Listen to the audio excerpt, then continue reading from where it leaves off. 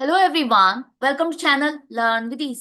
आज हम सॉल्व करेंगे स्पेशल पर्पस बुक्स चैप्टर से क्वेश्चन नंबर 3। आई होप आपने पहली वाली वीडियो देख ली है, जहां पर हमने क्वेश्चन नंबर 1 और 2 को सॉल्व किया था।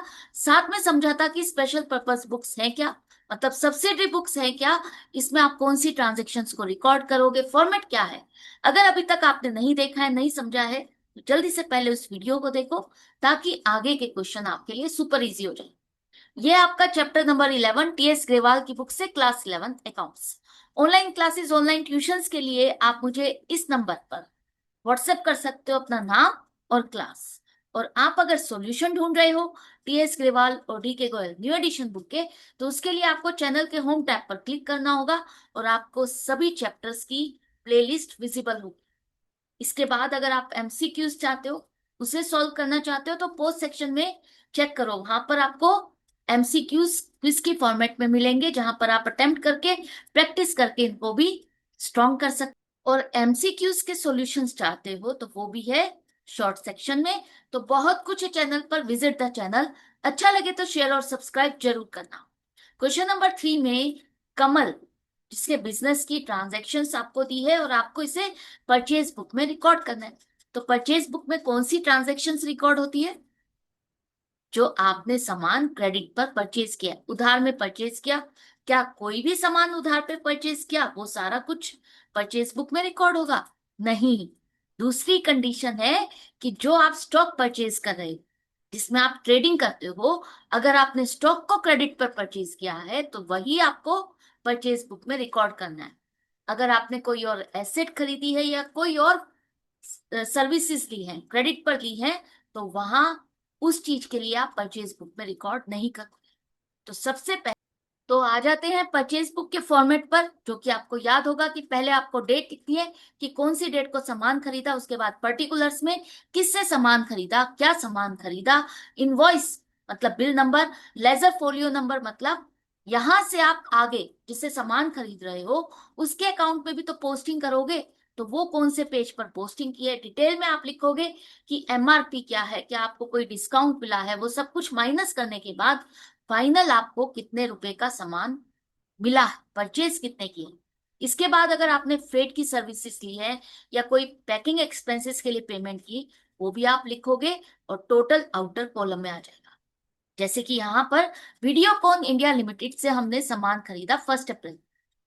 क्या सामान खरीदा? 30 कलर टीवी 15,000 रुपीज के हिसाब से, मतलब हर एक टीवी का प्राइस है 15,000। तो टोटल आपने 4,50,000 रुपीज का सामान खरीदा। ये आपका लिस्ट प्राइस है, मतलब एमआरपी, जिस पर आपको वीडियोकॉन ट्रेड डिस्काउंट दे रहा है 10%।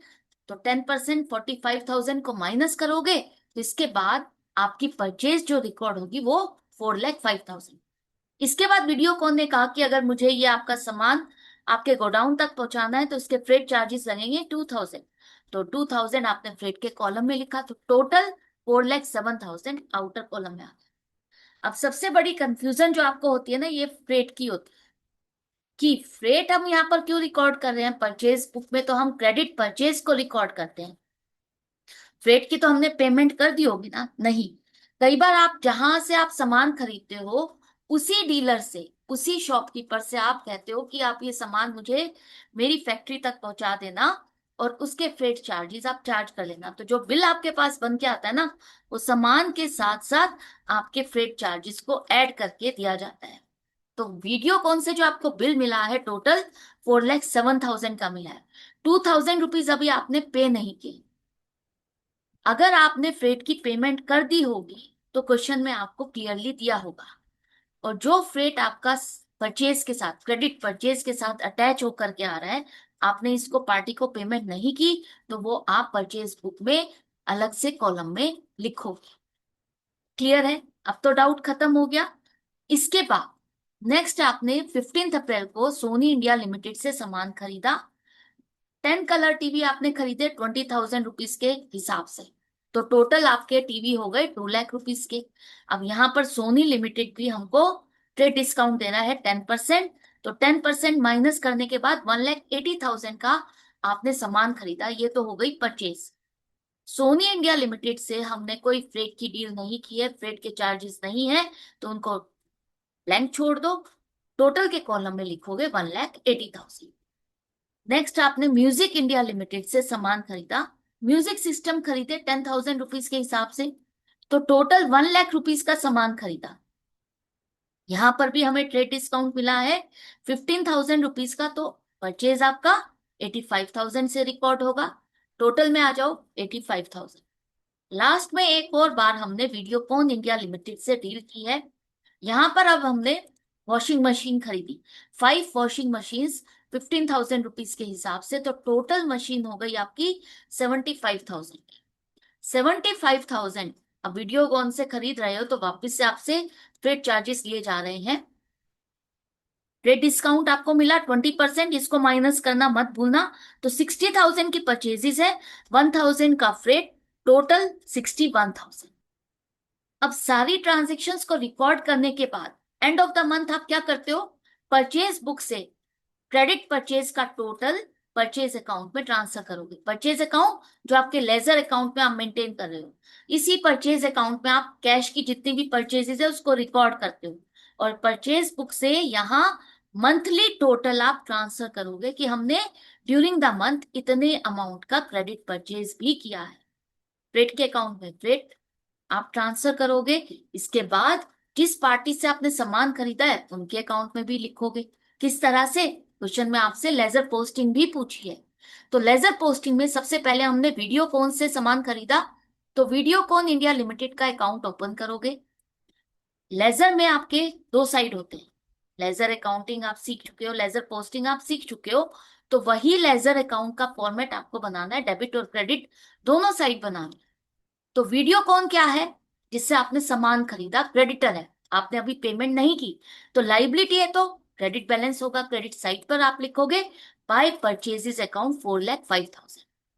परचेज किया ना, आप एंट्री क्या बनाते हो, परचेज अकाउंट डेबिट टू, जिससे आपने सामान खरीदा वीडियोकॉन इंडिया लिमिटेड, जर्नल में आप यही एंट्री बनाते हो। तो वही हमने पोस्टिंग की है बाय परचेजेस अकाउंट 4,05,000। इसके बाद हमने इसको 2,000 रुपीज की फ्रेट सर्विसेज, उसकी भी तो पेमेंट करनी है, तो क्या लिखोगे, बाय फ्रेट इन वर्ड अकाउंट 2,000। यहाँ पर परचेजेस नहीं आएगा या परचेज बुक नहीं लिखोगे।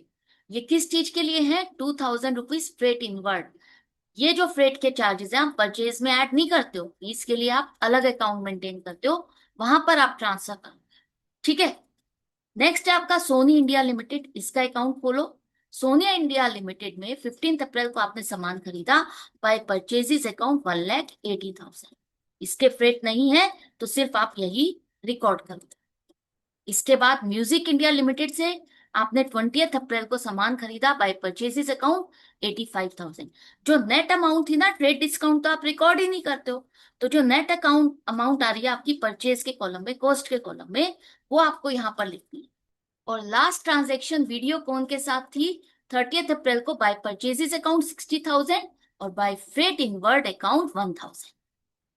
जिससे आपने सामान खरीदा वो सारे क्रेडिटर्स उनके अकाउंट में तो आपने रिकॉर्ड कर लिया। इसके बाद जो आपका फ्रेट है वो भी आपको रिकॉर्ड करना है फ्रेट इनवर्ड्स अकाउंट में। यहां पर आप अलग अलग रिकॉर्ड नहीं करोगे, मंथली टोटल ही यहां पर ट्रांसफर करोगे। एक्सपेंस है इसलिए डेबिट साइड पर लिखोगे, क्या लिखोगे, to sundries as per purchase book account 3,000। इसी तरह से परचेज बुक, मैंने कहा था ना आपको, परचेज बुक का टोटल परचेज अकाउंट में आपको ट्रांसफर करना है। परचेज आपका एक्सपेंस है तो डेबिट साइड पे लिखोगे 30 अप्रैल को to sundries as per purchase book account 7,30,000। तो ये क्वेश्चन यहाँ पर कंप्लीट हो गया एंड आई होप आपको अच्छे से समझ में आ गया। डाउट या कंफ्यूजन है तो कमेंट सेक्शन भी है, वहां लिख करके पूछ सकते हो। और अच्छा लग रहा है तो लाइक का बटन प्रेस करना मत भूलना।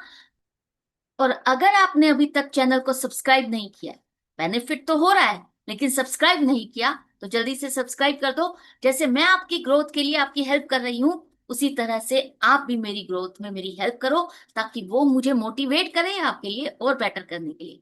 फ्रेंड्स की हेल्प करोगे तो उनके लिए शेयर करना मत भूलना। मिलते हैं आगे आगे की वीडियो में आगे के क्वेश्चंस के साथ। Goodbye and take care.